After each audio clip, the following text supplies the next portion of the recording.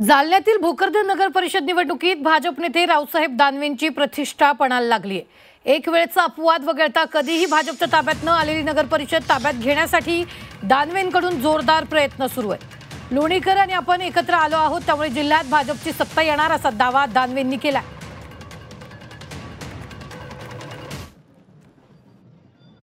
Number 1 चा पक्ष आमचा आहे, परंतु भाजपला सत्ता मिळू द्यायची नाही म्हणून अविचारी पक्ष एकत्र आले, असंघाशी संगत केली आणि भाजपला दूर ठेवण्याचा प्रयत्न त्या टायमाला केला।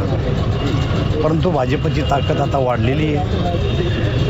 मी आणि बबनराव लोणीकर जालन्यामध्ये कैलाश गोरंट्याल आम्ही आता एकत्र आलोय। या जिल्ह्यामध्ये पूर्वी आमचे 23 मेंबर होते आणि आता बबनराव सांगतात 35 मेंबर आमची निवडून, ही गोष्ट खरी आहे। स्वबळावर सुद्धा आम्ही जालना जिल्हा परिषद ताब्यात घेऊ शकतो।